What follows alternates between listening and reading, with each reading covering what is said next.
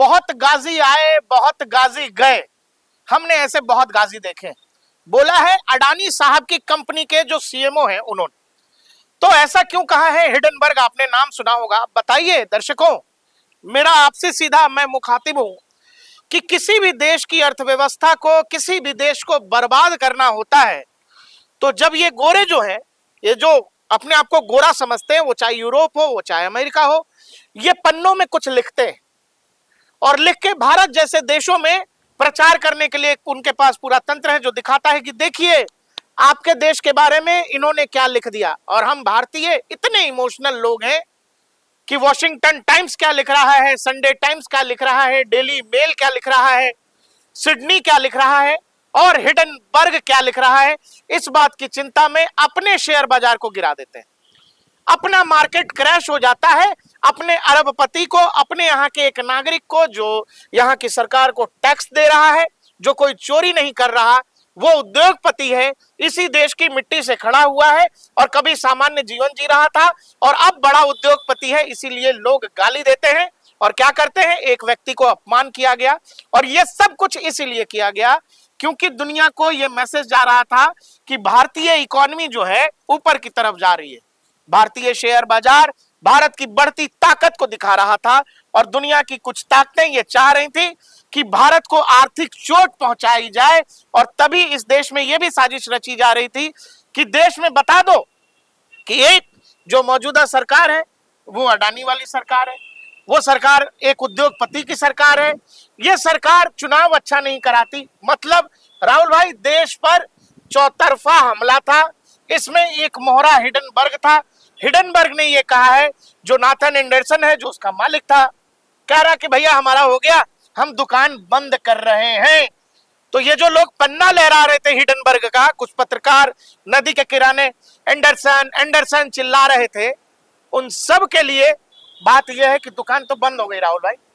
अब दुकान जब बंद हो रही है तो देखिए दर्द सबको हो रहा है और वो दर्द इसलिए हो रहा है कि जो वो नैरेटिव जो जिस एजेंडे पर वो काम कर रहे थे अब वो नहीं चलने वाला। अब आप देखिए, सबसे पहले जो कनाडा के प्रधानमंत्री जस्टिन ट्रूडो, उन्होंने अपने पद से इस्तीफा दे दिया और अब हिंडनबर्ग वाले कह रहे हैं कि भैया हमारे पास में कुछ नए आइडिया नहीं है, हम अब अपनी संस्था को बंद करने वाले हैं। राहुल भाई जो कह रहे हैं वो बड़े ध्यान से सुनिएगा। भारत के खिलाफ आज का भारत है राहुल भाई, जो जो कर रहा है भुगतना सबको है। ट्रूडो ने किया था जो जी, चले गए, हिडनबर्ग भाग गए, जो और भी जितने कैरेक्टर हैं मुझे लगता है हिसाब सबका होगा।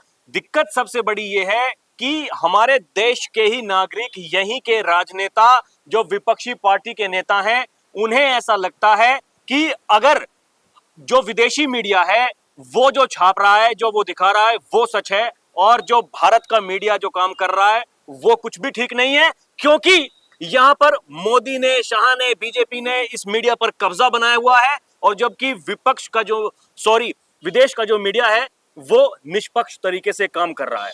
अब आप देखिए फर्क बिल्कुल साफ है, क्या कुछ नहीं हुआ और क्या कुछ करने की कोशिशें की गई। पिछले कुछ दिनों में लोकसभा चुनाव में भी ये कोशिश की गई, कैसे ना कैसे करके बीजेपी को, नरेंद्र मोदी को रोक लिया जाए और ऐसी सरकार बनाई जाए जिससे अपने काम कराए जाए। यही पूरा का पूरा फंडा है। अब देखिए बांग्लादेश में क्या हुआ, किसने कराया कौन नहीं जानता। अब क्या हो रहा है, अब दर्द क्यों हो रहा है? अब दर्द इसलिए आ रहा है क्योंकि 19 तारीख को डोनाल्ड ट्रंप शपथ लेने वाले हैं। सारा खेल यही है, सारा खेल यही है जो राहुल भाई कह रहे हैं। मोदी को रोकना चाहते थे, नहीं रोक सके मोदी को। फिर क्या हुआ, ट्रंप को रोकना चाह रहे थे, ट्रंप भी नहीं रुके, बकायदा ट्रंप की तो हत्या करने की कोशिश की गई, इम्पीचमेंट करने की कोशिश की गई। तमाम कोशिशों के बावजूद, और दोनों ही देशों में समानता ये राहुल भाई कि जो सब मोदी के खिलाफ यहाँ कहा गया वही सब उसके ट्रंप के खिलाफ अमेरिका में कहा गया। बिल्कुल कहा गया कि ट्रंप हिटलर है, ट्रंप आ जाएगा तो चुनाव नहीं होगा, संविधान खत्म हो जाएगा, ये अमेरिकी इकोनॉमी बर्बाद हो जाएगी। लोगों ने ट्रंप को चुन लिया, ट्रूडो चले गए, हिंडनबर्ग कह रहा है हम दुकान बंद कर रहे हैं। तो यहाँ वाले जो अभी तक ट्रूडो के कहने पर या फिर अमेरिकी डीप स्टेट के कहने पर हिंडनबर्ग का पन्ना लहरा रहे थे, अभी उन सबका क्या होगा? पहली जो हिंडनबर्ग की रिपोर्ट आई वो क्या बता रही थी, उसने घेरा गौतम अडानी को। अब क्या हुआ, मामला गया सुप्रीम कोर्ट में। सुप्रीम कोर्ट ने कहा कि भाई कुछ भी ऐसा नहीं है जहां पर कि हम आरोप सिद्ध कर सकें। उसके बाद में दोबारा से कहा जाता है कि अब की बार मिली हुई है सेबी भी उसके साथ भाई, में, ये देखो और आप। सेबी के चेयरपर्सन को सीधे सीधे राहुल भाई, ये टारगेट किया देखो, गया। ये पूरे मामले में आप देखो कि किस तरह से आपके पहले तो आपके यहाँ एक बड़े उद्योगपति को निशाना बनाया गया बार बार, संसद का सत्र शुरू होने से पहले अडानी का नाम पर कोई रिपोर्ट, बिल्कुल। और बाद में जो संस्था इस देश के शेयर बाजार को निगरानी करती है, अब आप मतलब पूरे के पूरे शेयर मार्केट को आपको बता दिया कि ये पूरा मार्केट ही घपले गोपाले से चल रहा है। अब आप देखिए ना भाई, शेयर बाजार में एक शॉर्ट सेलिंग कंपनी जिसका काम ही ये है कि झूठ बोल परोस करके और खुद शेयर के का भाव गिराना और मुनाफा खरीदना। कमाना। अब डरता कौन है? जो छोटा निवेशक होता है, 10, 20, 50 हजार वाला जो निवेशक होगा भाई, वो सीधे सीधे डरेगा, क्योंकि खबरों से ही शेयर बाजार चलता Emotion है, से, उन्हीं से करता है। वो सोचेंगे भाई हम अपना निकाल लेते हैं, कोई बात नहीं, 10-20 हजार का हमें नुकसान हो, ज्यादा नहीं हम सह सकेंगे। लेकिन जो पूंजीवादी लोग जो होते हैं वो कुंडली मार के बैठे रहते हैं, उन्हें पता है कि कहीं तो जाकर के रुकेगा, और वो फिर वहां मुनाफा से वहीं से उठेगा। कमाएंगे, वो फिर उठेगा। अब जब ये पहली रिपोर्ट जब आई थी तो कितना नुकसान अदानी को हुआ, उनकी कंपनी को हुआ, वो उस फिर समय से उन्होंने राहुल भाई वो वापसी कर तीसरे ली। नंबर पर थे दुनिया में, उस Exactly. समय दुनिया के तीसरे सबसे अमीर। अब आप देखिए वो कहां पर चले गए, और जब फिर उन्होंने दोबारा वापसी करी, जब इन्हें लगा कि फिर से भाई वो एक बड़ी शक्ति बनकर के उभर रहे हैं, तो फिर दोबारा रिपोर्ट लेकर के आए, फिर सेबी को भी नहीं लोकसभा छोड़ा। चुनाव से पहले उसके बाद क्या हुआ? अब आप देखिए कब तक आप नैरेटिव चलाएंगे, झूठ एक चलाएंगे। पूरा का पूरा ये इकोसिस्टम जो चलता आ रहा था, ये चलता आ रहा था। देखिए हिंडनबर्ग की स्थापना कब हुई? 2017 में। विदाई कब हो रही है? ट्रंप के आने से 2025 पहले। प्रधानमंत्री कौन है? नरेंद्र मोदी। एक प्रधानमंत्री की लोकप्रियता को कम करने के लिए, एक देश की अर्थव्यवस्था को डगमगाने के लिए, एक देश की बढ़ती हुई जो अर्थव्यवस्था है उसको रोकने के लिए आप ये पूरा का पूरा षड्यंत्र कर रहे हैं। ये जॉर्ज सोरोस जो चाहता है कि जो देश अमेरिका से अलग भी जो देश हैं वो उसके अनुसार चलें, यही वो पूरा का पूरा कारण है। देखिए प्रधानमंत्री नरेंद्र मोदी की जो लोकप्रियता पहले थी, विदेशी केवल देश में ही नहीं विदेश में भी जो देश आपस में टकरा रहे हैं, लड़ रहे हैं, रशिया, यूक्रेन, अब आप देखिए ना उन देश का जो जनप्रतिनिधि है, उन्हें अगर किसी पर यकीन होता है तो वो तो प्रधानमंत्री मोदी पर यही होता बात है। चुभती है सबको, यही बात चुभती है। दर्शकों देखो, भारत के खिलाफ जो साजिश थी ना, वो चौतरफा साजिश थी। उसमें तमाम राजनीतिक दल शामिल थे, तमाम विदेशी शक्तियां शामिल थीं। भारत को आर्थिक रूप से कमजोर करने, भारत की राजनीतिक नेतृत्व क्षमता पर हमला करने, यहाँ के चुनावी तंत्र पर सवाल उठा दिया। एक विकासशील देश जब वो विकसित देश की तरफ बढ़ता है तो सबसे महत्वपूर्ण भूमिका निभाता है इंफ्रास्ट्रक्चर। और अडानी की जितनी भी जो कंपनीज हैं वो देखिए ज्यादातर काम वो इंफ्रास्ट्रक्चर पर ही करते हैं। हमने आपको पहले भी वीडियो में बताया है अडानी क्या करते हैं। अडानी साबुन तेल तो बेच ही रहे हैं, लेकिन उनका बड़ा बिजनेस है इंफ्रास्ट्रक्चर का, उनका बड़ा बिजनेस है फ्यूचर का, ग्रीन एनर्जी, फ्यूचरिस्टिक बिजनेस है। और ये वो बिजनेस है जहां दुनिया भर के पोर्ट्स अडानी के अधिग्रहण में होंगे। और असल लड़ाई इसी बात की है कि भारत दुनिया भर के पोर्ट कैसे रखेगा। अभी देखिए 2 रिपोर्ट्स जब आई तो उसके बाद में एक और अभी जो ये ताजा उदाहरण जो आया था, जब एक विदेशी संस्था ये कहती है कि अडानी ने रिश्वत दी भारत के अधिकारियों को, भारत के राज्य सरकार के जो अधिकारी हैं उन्हें, और ये खबर टेंडर छपी लेने है, के लिए। लेकिन राहुल भाई खबर छपी अमेरिका में। अब देखिए ना अमेरिका के किसी कोर्ट में केस दर्ज हुआ, हमारे यहाँ के नेता पागल हो गए। रिपब्लिकन पार्टी उसके एक अधिकारी ने, एक नेता ने ये चिट्ठी लिखी है कि भाई देखिए उन जो कागज जो आपने आरोप लगाए हैं थोड़ा उन्हें संभाल कर रखिएगा, नई सरकार आएगी, जांच होगी, और जब जांच होगी तब पता चलेगा कि गुनहगार कौन था। अभी तो केवल ये शुरुआत है, अभी आप देखिएगा 2025 इस वर्ष में आने वाले दिनों में क्या क्या नहीं होता है। अब आप देखिए कुछ भी जो तय होता है, एक देश की नीति, किसी नेता की नीति और नियत 2 चीजें होती हैं। अब नीति गलत हो सकती है भाई, किसी को पसंद आएगी, किसी को पसंद नहीं आएगी। आप कोई नया बिल लेकर के आए हैं, उसे कानून बनाएंगे, किसी को पसंद आएगा, किसी को पसंद नहीं आएगा, वो चाहे एक सरकार हो, एक सरकार का नेता हो, चाहे कोई भी हो। लेकिन अगर लोग आपकी नियत को पसंद कर रहे हैं, इसका मतलब है कि लोगों का भरोसा आपके ऊपर है। ये सारी कहानी जो राहुल भाई ने कही वो ये बात है कि पिछले 10 साल में राहुल गांधी और कांग्रेस ने सब करके देख लिया। किसानों को भड़काया है, मजदूरों को भड़काया है, छात्रों को भड़काया है, वो सब कुछ विदेश में जाते हैं तो भारतीय चुनावी तंत्र को गाली देते हैं, उल्टा सीधा कहते हैं उसी चुनावी तंत्र को, जहां अभी हाल ही में पहली बार संसद पहुंची है प्रियंका गांधी 4 लाख वोट से ज्यादा जीत के, लेकिन सीडब्ल्यूसी की बैठक में प्रियंका गांधी ये कहती हैं ईवीएम पे भरोसा नहीं।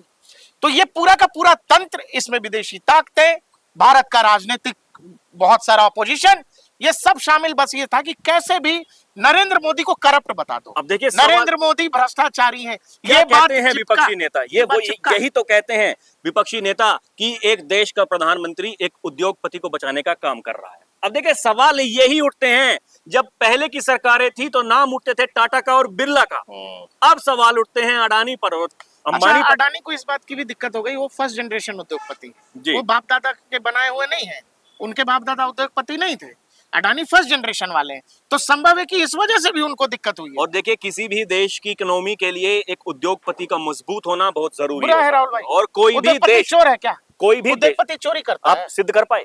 चोरी करता है, यही तो मैं कह रहा हूँ, आप सिद्ध कर पाए। और आप जो बात कह रहे हो कि नरेंद्र मोदी उसके साथ मिला हुआ है, आज तक इस देश की जनता ने आपको क्या बता दिया? महाराष्ट्र के चुनाव में, झारखंड के चुनाव में, लोकसभा चुनाव में तमाम झूठ, जाति की राजनीति, आरक्षण, जाने क्या क्या। इतना होने के बावजूद भी सिंगल लार्जेस्ट पार्टी बीजेपी, पूरा विपक्षी गठबंधन मिलकर के जितनी सीट लेकर के आया, उससे ज्यादा केवल बीजेपी अपने दम पर प्रधानमंत्री नरेंद्र मोदी की 10 साल की एंटी इनकम्बेंसी होने के बावजूद लेकर के आई। अरे मनमोहन सिंह सरकार यूपी 206 सांसदों की थी, देखिए 240 सांसद पिछले कई सालों से कांग्रेस जीत नहीं पाई है, बावजूद इसके आप देखो, बस इसलिए कि नरेंद्र मोदी पे एक बार चिपक जाए। अब आप नरेंद्र मोदी चोर हैं, नरेंद्र मोदी भी घोटाला करते हैं। लेकिन देखिए वही तो मैं कहता हूं कि हमारे देश की जो जनता जनार्दन है, जो वोटर हैं, मतदाता हैं, वो बहुत समझदार है, उन्हें पता है कि उन्हें क्या करना है, क्या नहीं करना, और उन्हें देखिए नियत पर भरोसा था, और नियत पर भरोसा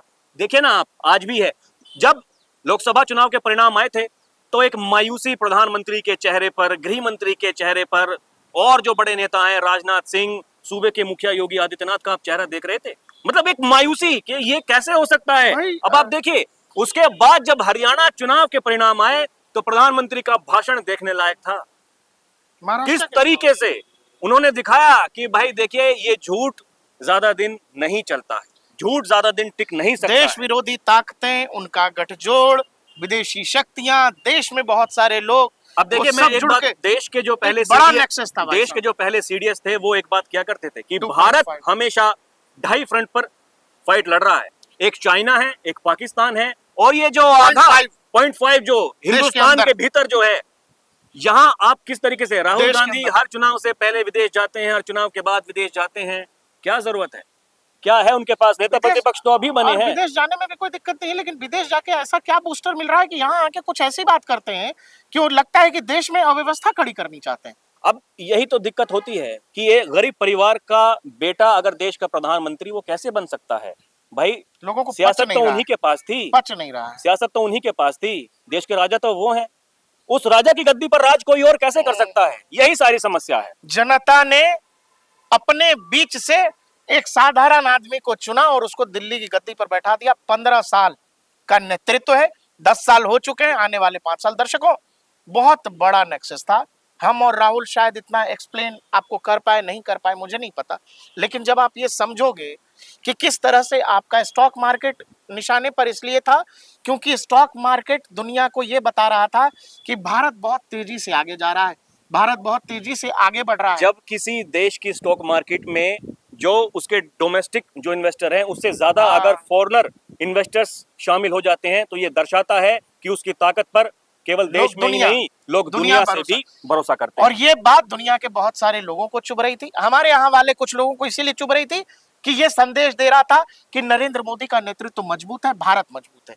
जब तक आप भारत को कमजोर नहीं दिखाओगे, भारत के नेतृत्व को कमजोर दिखाने के लिए क्या जरूरी है?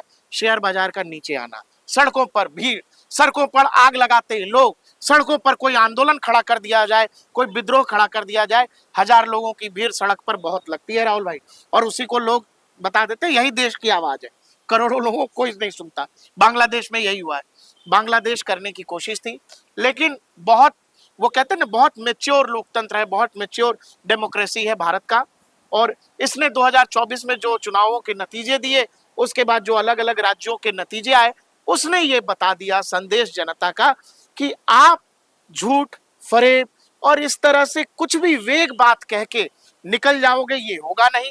नरेंद्र मोदी पर पिछले 10 साल से राहुल गांधी हर कोशिश करते रहे हैं कि कैसे भी चिपके कि नरेंद्र मोदी चोर हैं, नरेंद्र मोदी भी भ्रष्टाचारी है। तमाम ये सारी बातें की गई कि देखिए करते रह गए, क्या नहीं किया, क्या हुआ। तमाम ये बातें करते रह गए कि देखिए अब तो ये गठबंधन के घटक दलों की सरकार है, नरेंद्र मोदी को अनुभव नहीं है। मैं ये कह सकता हूं कि नरेंद्र मोदी जिस तरीके से 10 साल तक उन्होंने जो काम किया, आज वो उससे भी ज्यादा मजबूती से काम कर रहे हैं। और एक बात याद रखना दर्शकों, ये ट्रूडो का जैसा हिसाब हुआ राहुल भाई, या ये अपना एंडरसन भाग गया दुकान बंद करके, उन सब का हिसाब इसी मोदी के तीसरे कार्यकाल में होने वाला है, क्योंकि ये नया भारत है।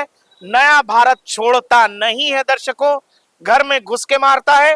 पाकिस्तान को पता है, कनाडा को पता है, जिन लोगों को नहीं पता है वो लोग एंडरसन और बाकी वो लोग जो भुक्तभोगी हैं उनको पूछना चाहिए। देखिए, कहा जाता है कि भगवान की लाठी में आवाज नहीं होती, लाठी में आवाज तो नरेंद्र मोदी के भी नहीं है, हिसाब सबका होना है।